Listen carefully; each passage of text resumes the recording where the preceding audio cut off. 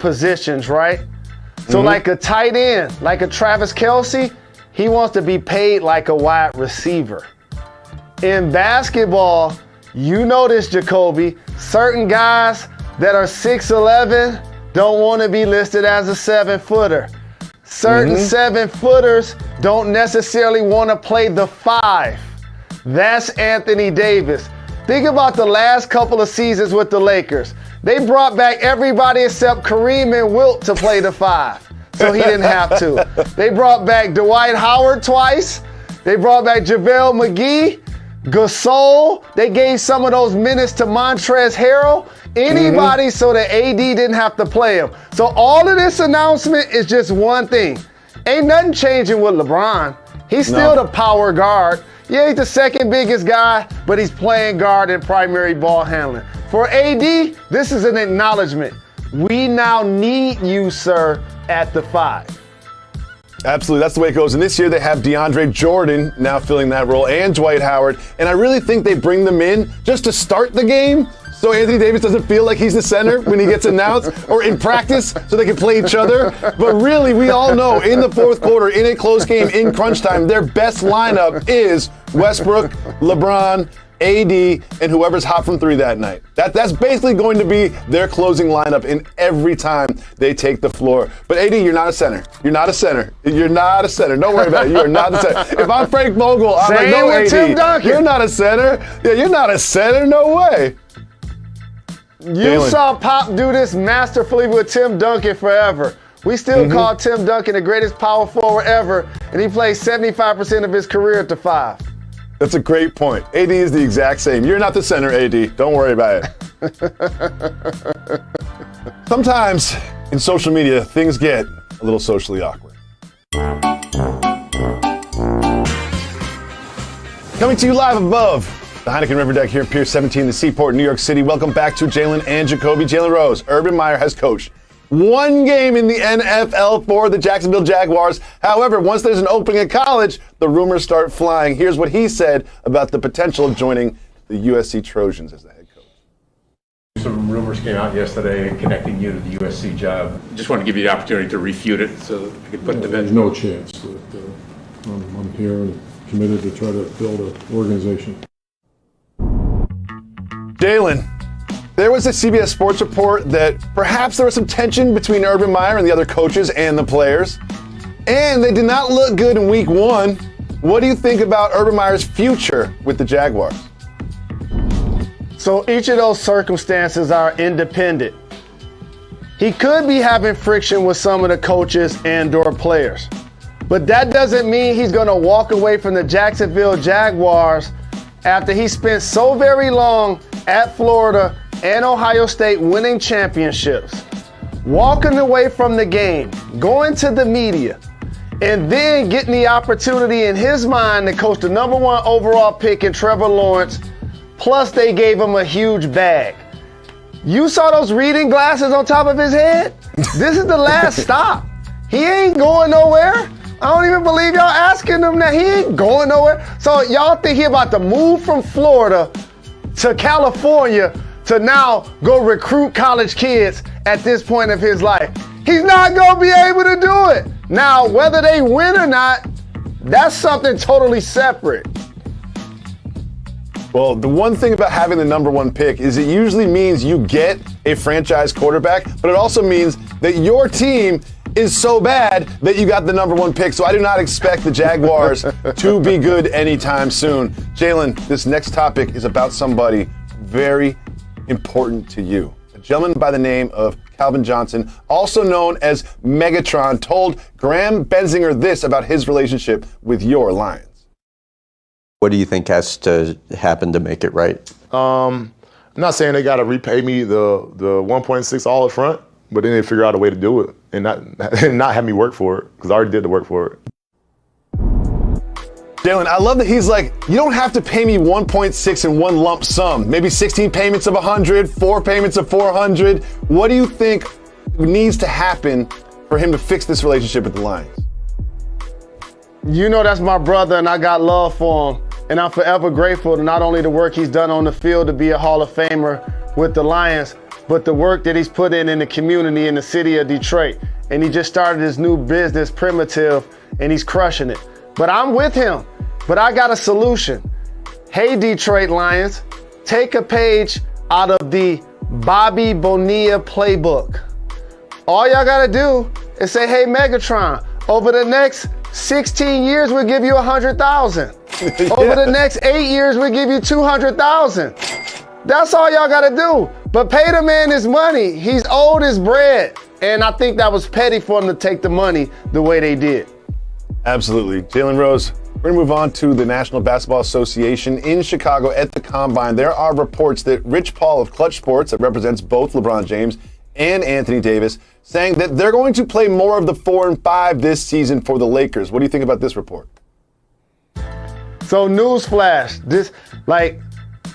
in sports, people are really Chiefs. Kryptonite. We just got to tighten up and play better. We just have a lot of belief in this team. We think that we can win no matter what the situation is. Tyreek Hill makes the catch into the end zone. Jackson back to the end zone, caught for the touchdown. It's going to be an intense game, a fun game. I can't wait to get after it.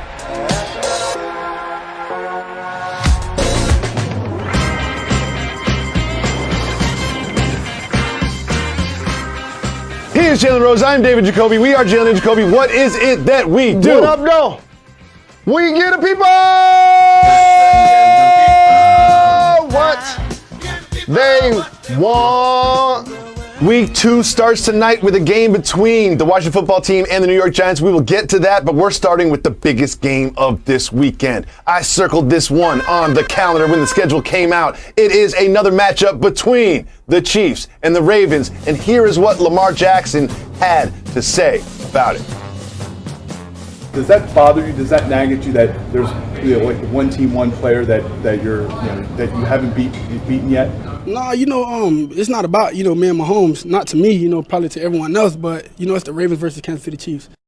Jalen, he says it's not about him versus Mahomes. It's the Chiefs versus the Ravens. What do you think? Lamar is extremely competitive. Lamar understands that Patrick Mahomes is looking him eye to eye when you start talking about the future of the league at the quarterback position. Lamar has already won an MVP. Patrick Mahomes has already won a Super Bowl MVP. Okay, so they're both trending towards all-time greatness. The difference is, for Patrick Mahomes, he's been able to show that he can do it in both phases consistently. In the pocket, passing, outside the pocket, rushing, but also running the football.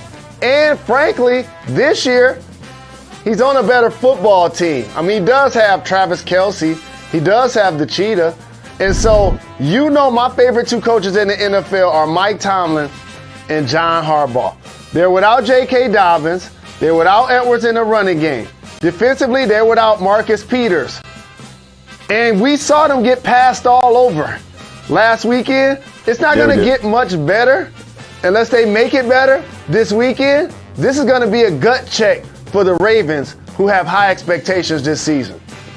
I absolutely understand what he's saying. It is not a singular matchup between the 2 quarterbacks. There are going to be like 70 other people that take the field during this game. However, there is no position in team sports that affects winning and losing more than the quarterback in football. So in a sense, it kind of is between Mahomes and Jackson, and that's because they're so good. That's how I look at this game, and that's why I'm so excited for this game.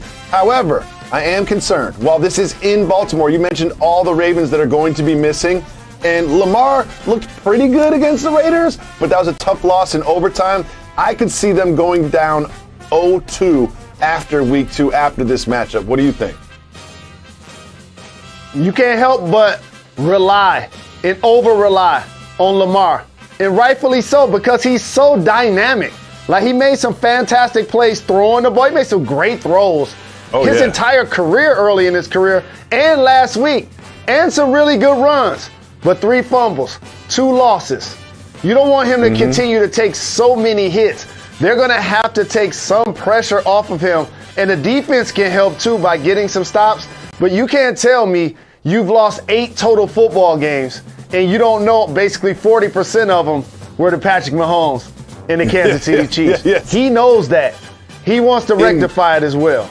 In his entire career, he has lost 8 football games, and 3, almost half of them, have been to the Kansas City Chiefs. I know that he wants to turn that around on Sunday.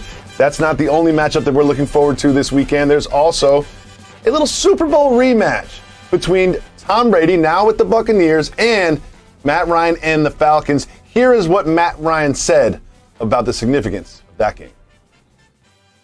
A lot of it made because you played Tom Brady in the Super Bowl, 328 jokes. I know you hear about all the time. I never heard of it. Listen, of course we want to win this week, but it's not going to make up for that. It's one of those things. It's a part of your past. It's part of what happened. But it's got no bearing on this week. Jalen, do you believe that the Super Bowl loss has no bearing whatsoever on this week's matchup between the Falcons and Tom Brady-led Buccaneers? It definitely has bearing. Ask any quarterback that's won 1 Super Bowl. Where's Trent Dilfer? Where's Nick Foles? Even Aaron Rodgers. People look at you different when you've won a Super Bowl. Matt Ryan has won an MVP, not a Super Bowl. And Falcons fans, I hate to keep reminding you, I love Kyle Pitts, but y'all should have took a quarterback. I think you might regret that.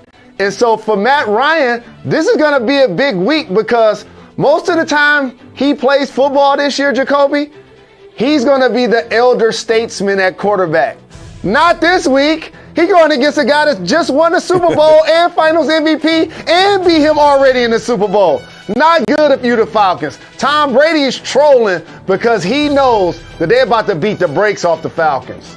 And the Falcons did not look good last week against the Philadelphia Eagles. I think people had some higher expectations for the Falcons and lower expectations for the Eagles, but watching that game, the Eagles looked much better than the Falcons. This could be a disastrous season for the Falcons if they can't turn it around. I expect Tom Brady to not have to come back from the down Super 25 Bowl points in this one. MVP, Tom Brady. Exactly. Well, we also have this from the Dallas Cowboys, Ezekiel Elliott.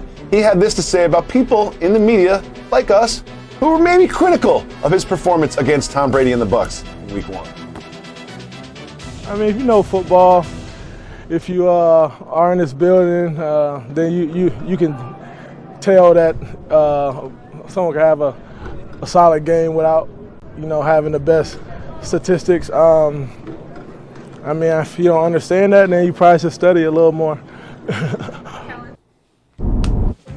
Jalen, I would say that he did not have a solid game, even though he had 11 rushes for 33 yards and 2 receptions. Do I need to study football a little bit more?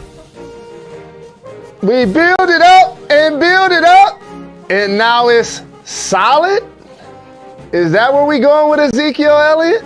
Like a couple of years ago, when he was in Cabo holding out for his $90 million deal, he was considered one of the, if not the elite backs in the NFL. And ever since that period of time, and we know Dak got injured last year, hasn't been the same. There were some injuries on the offensive line, even COVID.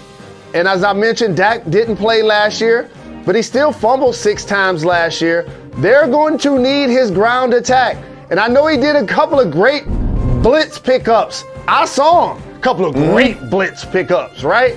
But you know what they really want? 150 yards and 2 TDs. That's what they really want. So that's what they're hoping for from their big-time, talented running back. I understand what he's trying to say. Like you mentioned, there's blitz pickups that a running back can do. And other positions, like a linebacker just plugging holes, or a cornerback who never sees the ball on his side of the field because he is that good. However, when you're the running back, you kind of can quantify how good you are. How many yards did you take the ball past the line of scrimmage towards their touchdown is kind of a stat that does quantify how well you performed. So I understand what the ethos of what he's trying to say, but in his particular position, you kind of can't quantify how well your game was. And when you carry the ball 11 times and you only go 33 yards forward, That's not a solid game, in my opinion, Mr. Elliott. You know more about football than me, but I do need to study more. But in my opinion, that was not a solid football game. Just my opinion. I'm sorry, Mr. Elliott. In the era of fantasy and of betting and of analytics, I got to teach players something. We're a lot more knowledgeable than you think, because before I bet my money on you, it's my job to learn everything about you. So don't underestimate the people who are betting and watching these games. Great point, Mr. Rose. Sometimes there are videos that need to be broken down in detail. It's time for you and I to go to the table.